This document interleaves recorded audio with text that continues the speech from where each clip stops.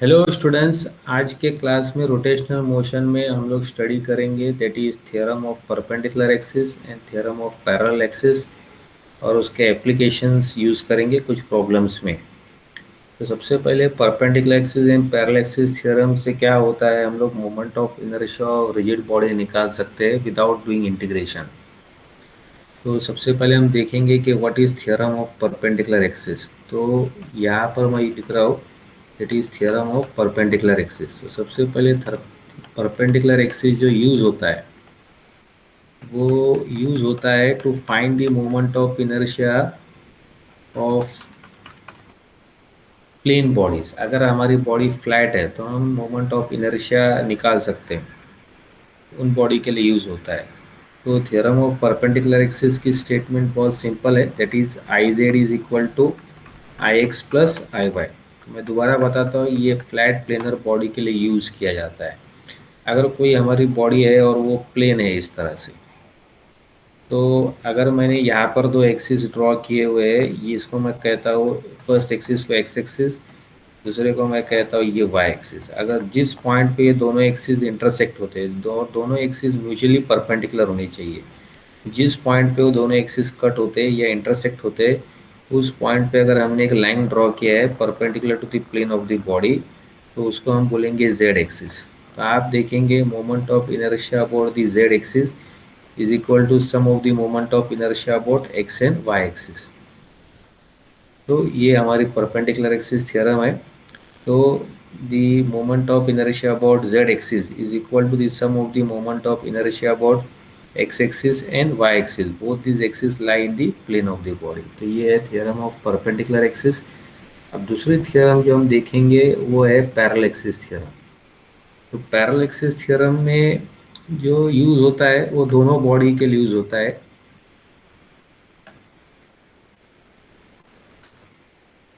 Planar bodies के लिए as well as bodies which are having dimension of volume, तो दोनों बॉडीज के लिए यूज होता है। तो थ्योरम ऑफ पैरेलल एक्सिस और परपेंडिकुलर एक्सिस थ्योरम जो यूज होता है वो सिर्फ फ्लैट प्लेनर बॉडी के लिए यूज होता है जिसके पास डायमेंशन है एरिया का।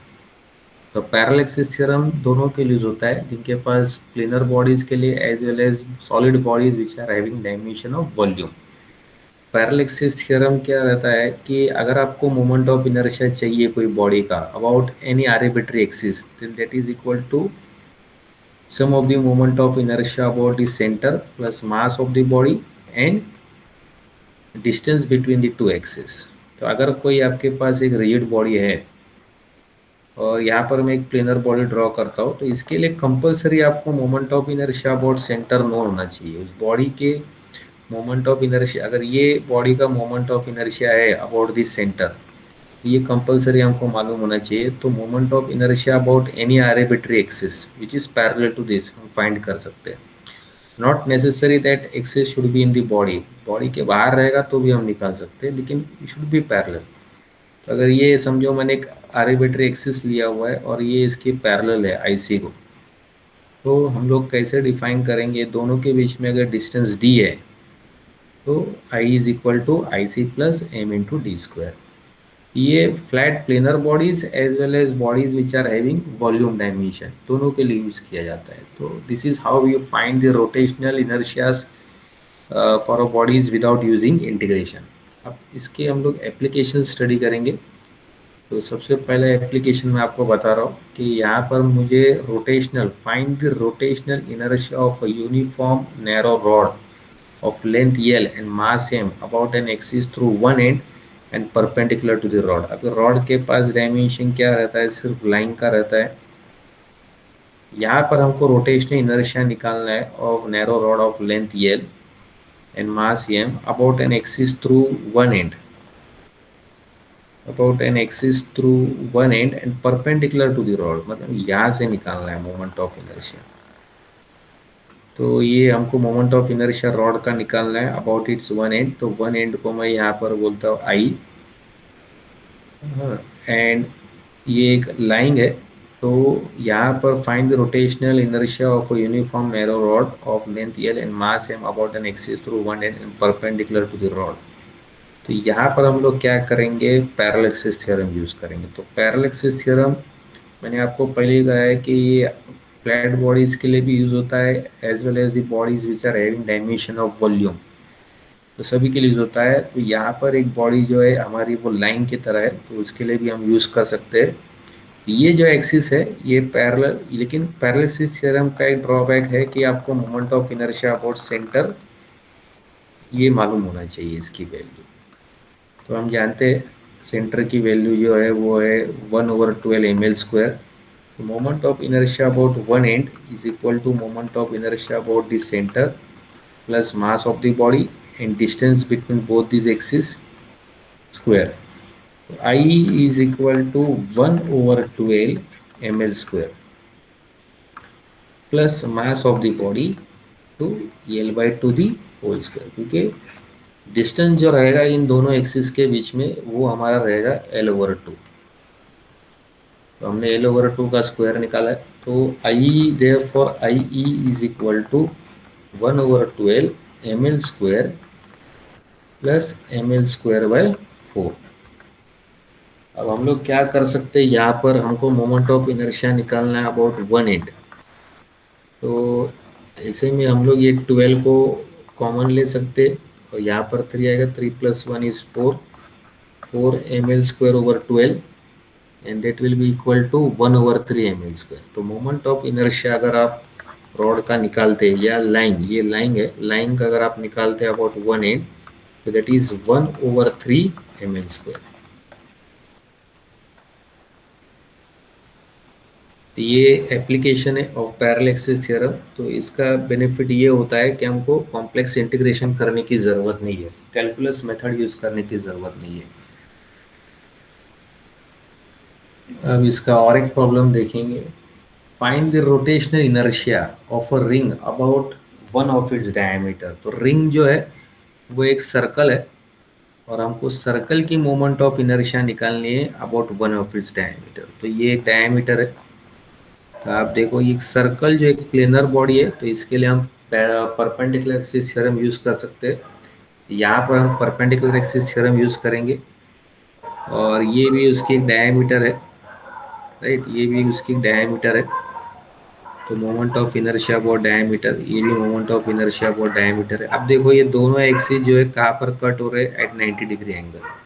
अब जिस पॉइंट पे वो कट हो रहे हैं वहाँ पर एक एक्सिस जो है जो पास हो रही है थ्रू दी सेंटर, इसको हम बोलेंगे moment of inertia about the centre. और देखो ये एक्सिस हमारी वर्टिकल है, और एग्जैक्टली वहां पर कट करती है जहां पर ये दोनों लाइन मीट करते हैं, it is perpendicular to the plane of the body. तो आईसी की जो स्टेटमेंट रहेगी, आईसी इज इक्वल टू, अगर मैंने परपेंडिकुलर एक्सिस थ्योरम यूज किया है, IC is equal to I D plus I D, that is यहाँ पर मैंने यूज किया है I Z is equal to I X plus I Y. तो यहाँ पर ये मैंने यहाँ पर परपेंडिकुलर एक्सिस थ्योरम यूज किया है। आई जेड की जगह आई सी ने ली हुई है, आई एक्स और आई वाई की जगह आई डी लिया है। अब आप देख रहे हो कि ये हमारा 2 ID रहेगा, right. Moment of inertia about centre for ring क्या रहेगा, mr², that is 2 ID। So therefore moment of inertia about diameter रहेगा हमारा mr²/2। इस तरह से हम ये जो है ये हमने रिंग का भी मोमेंट ऑफ इनर्शिया निकाल लिया है अबाउट इट्स डायमीटर। अब इसके बाद और एक प्रॉब्लम हम लोग आगे का करेंगे, इस पे देखिए। Find the moment of inertia of a disc about its diameter. तो ये यहाँ पर मैं एक डिस्क ड्रॉ करता हूँ, और हमको moment of inertia of a disc निकालना है अबाउट इट्स डायमीटर। तो आप जानते हो कि डिस्क भी क्या एक प्लेनर बॉडी है, तो इसके लिए भी हम परपेंडिकुलर एक्सिस थ्योरम यूज कर सकते हैं, और ये सेम टाइप का प्रॉब्लम है। हमको निकालना है moment of inertia of the disc about its diameter, right.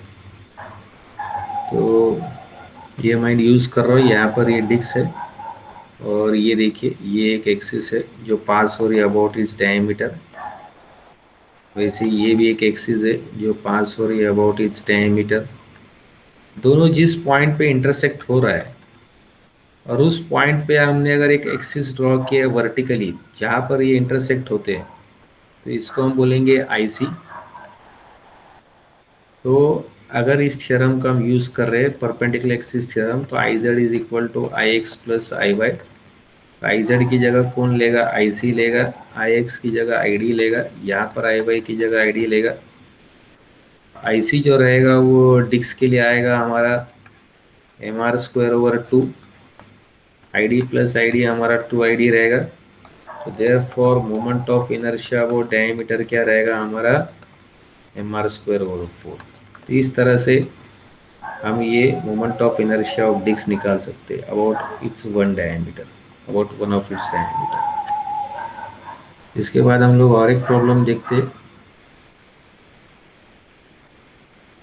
Yes, अभी हमको फाइंड करना है moment of inertia of a solid cylinder of mass m and radius r about a line parallel to the axis of the cylinder and on the surface of cylinder. यहाँ पर हम लोग एक solid cylinder ले रहे हैं, right. तो ये हमारा एक सॉलिड सिलेंडर है।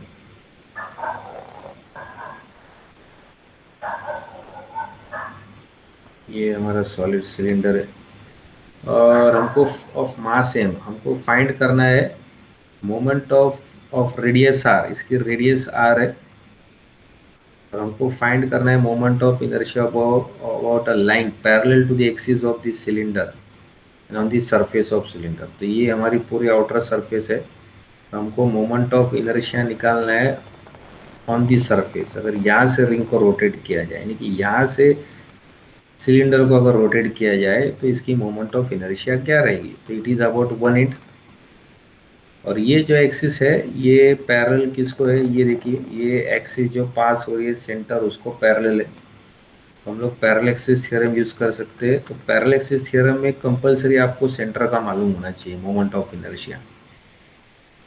तो ये देखिए ये थ्योरम यूज़ कर रहे हैं। तो इसका मतलब क्या है, हमारा जो आई रहेगा that is I C plus, यहाँ से अगर हम ये सिलेंडर को घुमा रहे हैं, so that is equal to I C, centre से जो घूम रहा है, plus mass of the body and square of the distance between both the axis. तो ये हमारी पैरेलल एक्सिस की स्टेटमेंट है। I zero is equal to I C plus M into D square. D is the distance between the two parallel axis. इस तरह से moment of inertia about any arbitrary axis जो I हम लोग कहते हैं that is equal to I C. Compulsory आपको moment of inertia about the centre मालूम होना चाहिए, plus mass of the whole body and D is the distance square of the distance between two parallel axis. आप देखो अभी हम लोग निकालते हैं मोमेंट ऑफ इनर्शिया अबाउट 1/8। और सॉलिड सिलेंडर की जो moment of inertia about the centre है वो है M R square over two plus mass of the whole body, D दोनों के बीच में डिस्टेंस है दैट इज आर स्क्वायर। तो यहाँ पर देखो moment of inertia about its tangent मतलब अबाउट इट्स 1/8, ये रहेगा 2+1 that is 3/2 M R square. तो इस तरह से हम लोग moment of inertia of this cylinder निकाल सकते हैं about its 1/8 and that is 3/2 M R square.